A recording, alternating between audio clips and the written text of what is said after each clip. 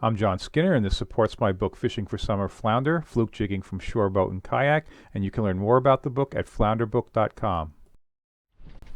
A common theme you'll see and hear from me this season is fishing new waters. My regular viewers know that I've moved recently, so I'm out on some different waters, and this is a weekend. There is not a boat in sight. I'm on eastern Long Island. It's quite a bit different than the waters that I usually fished. Further back west, it's actually only about 15 miles difference, but the structure and everything's much different. There's a significant current here, whereas I'm used to fishing approximately a 1 mile an hour drift speed. Here, it's I actually have to make a little bit of an effort to keep it under 2 miles an hour, and that little bit of effort means I've just had to move in a little bit closer. But I am going to pick away at some fish and get enough to get my limit. So you may have noticed there, before I even land this fish, I was hitting the mark on my GPS. That's going to be my first mark in this area. I'm looking for anything as a reference point so that I can reproduce this and get more fish. So the water depth is about the same that I usually fish. It's really roughly 20 to 30 feet. But like I mentioned, the difference is the current and also the bottom. Instead of a sand shoal in the places I'm more familiar with, this has got a lot of rock. I mean, there is sand down there, but there are a lot of boulders. There's stuff to snag on. Now, I'm not going to get the numbers of fluke that I am used to catching, but this area, for people who do fluke fish, it's got a reputation for producing some larger fish. So because of the stronger current, I've had to go up on my bucktail weight. Normally, I would fish 3/4 to 1.5 ounces back to the west in my more familiar waters. Here, I'm fishing 2 to 3 ounces. This also means I've needed to beef up the rods just a little bit.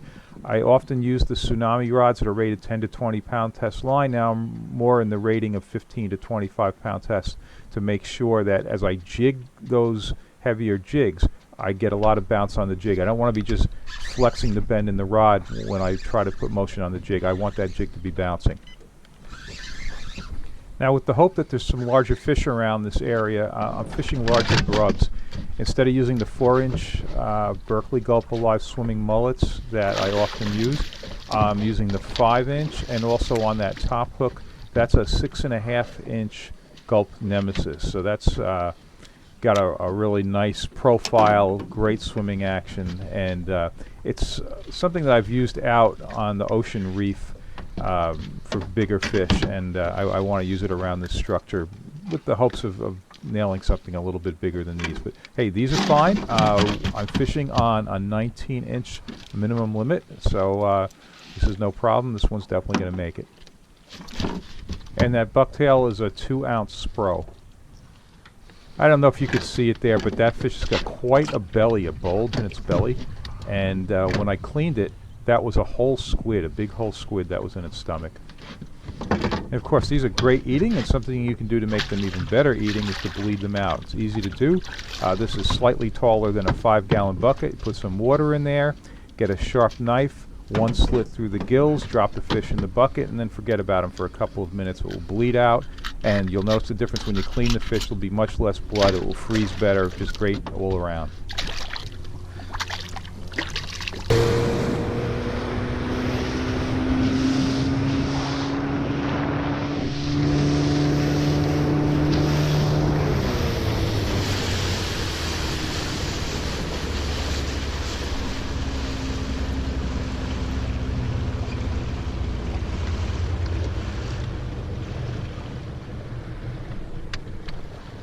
Boat's running great, huh? Well, this is something real sad. This is my last trip with this boat.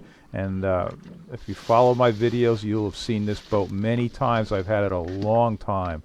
I can't even think of how many fish have been caught in this thing. The next trip, early into the trip, the motor's going to stall.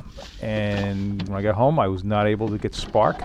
And I went poking around and I found a replacement rig, and you'll be seeing that in upcoming videos with quite a new engine. So this is it for this boat. It's kind of sad. I've had it a long time. So the bag limit's only 3 fish, and after getting 2 pretty quickly, I decided to poke around a little bit because I want to learn about the area, and I spent the next 90 minutes catching absolutely nothing, not even a short. So I went back up on the marks I had on the GPS, and it didn't take long to get this one. So this, you see there, I reached for my GPS, but I noticed I was basically right on top of one of my marks, so I didn't bother making another mark. But that gives me my 3rd fish, and now I'm kind of curious about this spot. The current has slowed significantly, and I'm going to drop down to 1.5 ounce bucktail and just make another drift or 2 before heading to the launching ramp.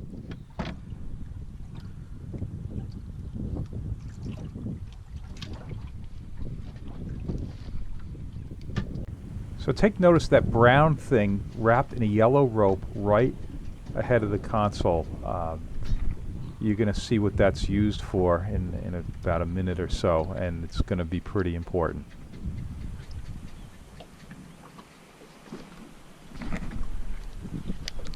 So you can see that other fish hasn't even bled out yet, and I've got another one. And yeah, I'm going to not net this one. If I lose him, it's fine. It's I've got my limit there. I'm going to let it go no matter what. And yeah, this trip was actually really kind of boring. I got 4 fluke. They were all keepers. There were no shorts. So not great action, but all right. So I got my limit. I learned certainly something about the area because all the fish were caught in just about the same spot. So that was good. And that's what was wrapped up in the brown tarp with the yellow rope in front of the console. That spare motor, I've been tripping over that thing forever.